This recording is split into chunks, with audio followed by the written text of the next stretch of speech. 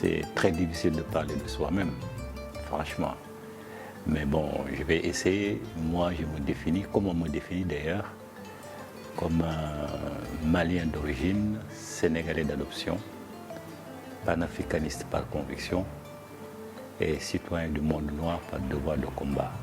Donc je suis à la fois un disciple de Cheikh Anta Diop et de Marcus Garvey. Je suis banquier de formation, mais depuis ma jeunesse, je me suis toujours intéressé à la littérature et aux arts. Et je faisais partie d'un club culturel qui était abrité par l'ambassade des États-Unis, le consulat des États-Unis, ou centre culturel américain plutôt, centre culturel américain ici à Dakar. On avait un club donc, qui faisait du théâtre, qui animait un journal, etc. Disons, j'ai commencé à me former à partir de là.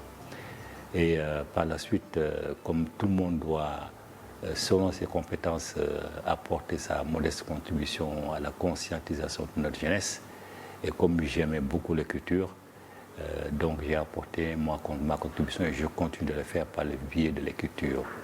J'ai produit 36 livres, dont des essais, des récits historiques, de la fiction romanesque et de la littérature jeunesse.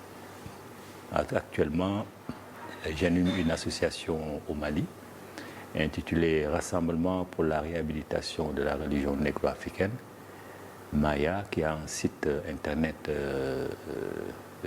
dont le titre est 3RNA, tout simplement, 3RNA Maya ou 3RNA tout simplement. Je suis le président de cette association, je suis aussi le président de la Ligue des écrivains du Mali.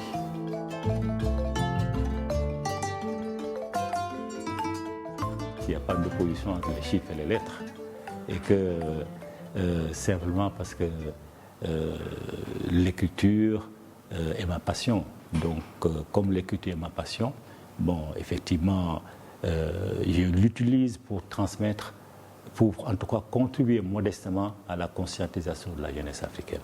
C'est ça mon objectif. Donc, surtout que maintenant que je suis à la retraite, j'écris beaucoup à côté de l'animation que je fais de mes deux associations.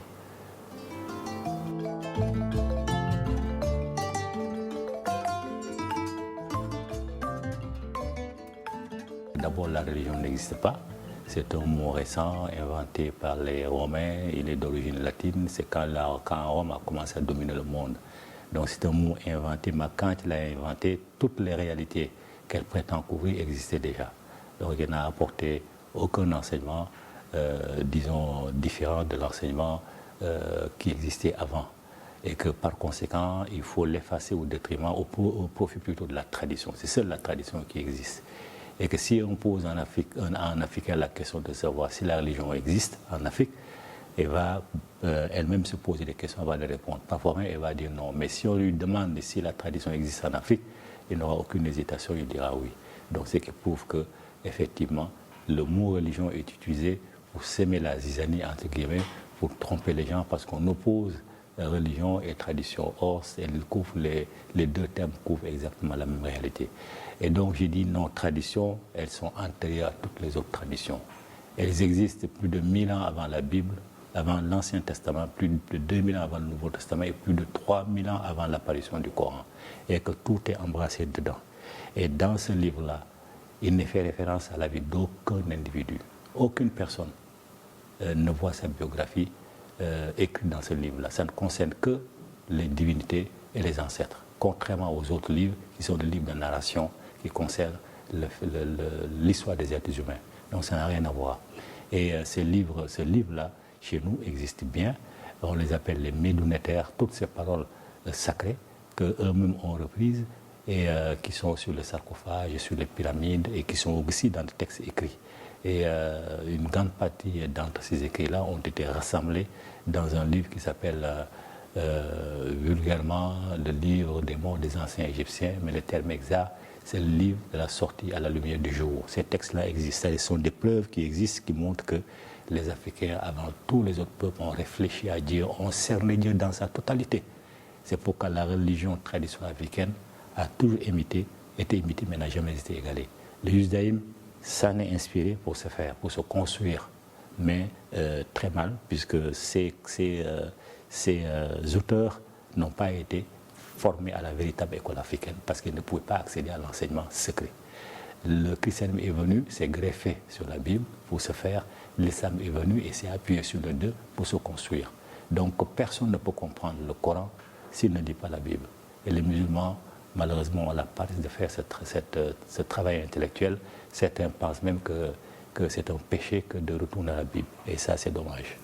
Plus les populations resteront ignorantes de leur véritable tradition, mais plus l'islam va proliférer, va prospérer, et eux aussi, ils vont en tirer avantage, parce qu'il n'y aura pas de contestation.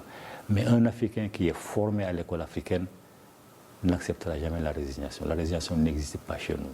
C'est chez les autres qui existent, qui mettent toujours tout sur le compte de Dieu.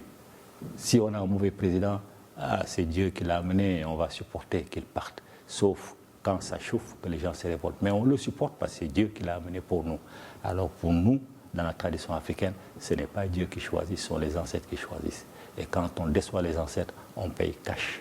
Donc ils le savent, c'est pourquoi ils ne retournent pas en arrière. Ce n'est pas dans leur intérêt. Nous devons apporter notre contribution au même titre que nous ne pouvons pas laisser briller le monde parce qu'il y a le monde à la catastrophe. Et nous avons des valeurs qui vont préserver le monde cause à 70% du ce qui dit. Religion, culture, tradition, mœurs et coutumes, c'est exactement la même chose. Ces mots revêtent les mêmes réalités, il n'y a aucune différence. Quand on parle de cultures africaines au pluriel, on ne parle pas d'islam au pluriel, on ne parle pas de christianisme au pluriel. Il y a des sensibilités différentes dans le christianisme. Catholique, protestant, témoin de Jéhovah, etc. L'islam c'est pareil, sunnite, mouride, sunnite, chiite, laïenne, etc. Mais le tronc commun c'est exactement la même. C'est l'enseignement du Coran qui est suivi. Dans le christianisme, c'est l'enseignement de la Bible qui est suivi. Dans nos traditions, ce sont les mêmes valeurs qui circulent. L'unicité de Dieu, dans toutes les traditions, du Sénégal jusqu'en Afrique australe, l'unicité de Dieu. L'unicité plurielle de Dieu, c'est-à-dire il est à la fois partielle de totalité. Il est la force vitale. Il est androgyne. La complémentarité entre la femme et l'homme, pas l'égalité, mais la complémentarité. La réincarnation, le culte des ancêtres, l'écologie sacrée, le totémisme, du Sénégal jusqu'en Afrique australe, sont les mêmes réalités. Les mêmes réalités. Maintenant, il peut y avoir des manifestations diversifiées. Au Bénin, l'animal sacrificiel qui est d'habitude utilisé dans le golfe du Bénin, c'est la chèvre. Dans le Sahel, c'est le mouton. Ce sont ces choses-là seulement qui changent. Et parce que les langages sont différents, on s'adresse aux ancêtres d'une langue qui est différente de celle du voisin. Mais la même manière dont on s'adresse aux ancêtres, dans la case sacrée ou dans le bois sacré, partout en Afrique du Sénégal, en Afrique australe, c'est exactement la même. Les pangols, le vaudou, le komo, ce sont les mêmes réalités qui sont incluses. Et ces pratiques-là sont des cultes qui sont ancrés dans la tradition africaine. Il n'y a pas de culture africaine au pluriel, il n'y a qu'une seule culture africaine au pluriel avec des manifestations diversifiées. Ce qui trompe les gens, c'est ça. Les Ndiaye du Sénégal sont les Diarra du Mali, ils ont le même totem. Les uns sont Wolof, les uns sont Bambara. On peut dire qu'ils sont différents comme peuple, ce n'est pas vrai. Les Guèye du Sénégal et les Nkrumah du Ghana, les Doumbia du Mali, c'est exactement la même chose. Les Diop du Sénégal, les Traoré du Mali, c'est la même chose. Les Ngom et les Mbo du Sénégal sont les mêmes que les Mbo et les Ngom de l'Afrique centrale. C'est les mêmes peuples. Tout simplement qu'il y a eu des branches qui sont diversifiées, qui sont allées s'installer ailleurs, mais qui ont gardé les points fondamentaux communs. Il n'y a pas plusieurs cultures africaines, il n'y en a qu'une seule. La vision du monde de l'Africain est fondamentalement différente de la vision du monde du judéo-chrétien et de l'islam. C'est une vision du monde. Et dans cette vision du monde, définit la politique, définit l'économie, définit les relations des humains entre eux. Cette vision du monde qui définit cela. Voilà pourquoi les relations entre les hommes, la politique et l'économie ne peuvent pas être de la même manière, la même nature partout dans le monde.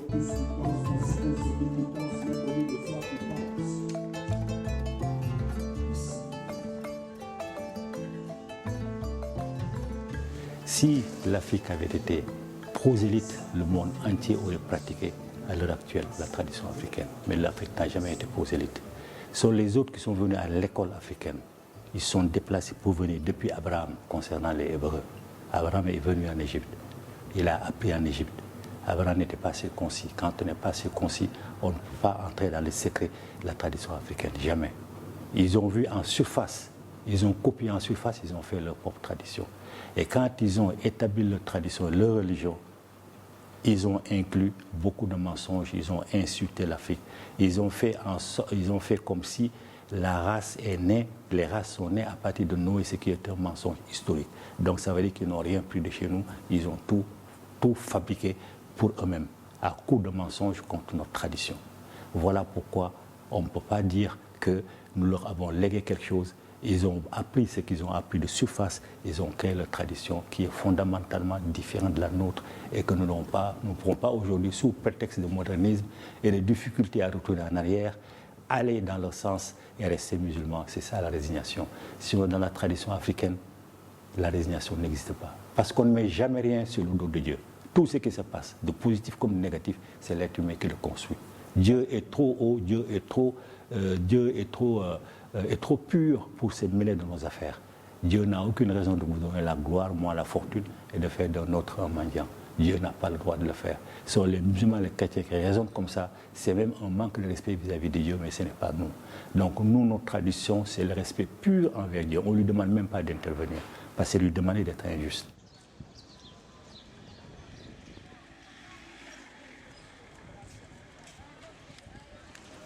Toute la jeunesse africaine, je suggère vraiment avec force qu'elle se mette à la lecture de Cheikh Anta Diop, qu'elle organise des débats autour d'elle pour informer ceux qui n'ont pas accès aux livres dont elle a pris connaissance, aux cassettes documentaires dont elle a pris connaissance.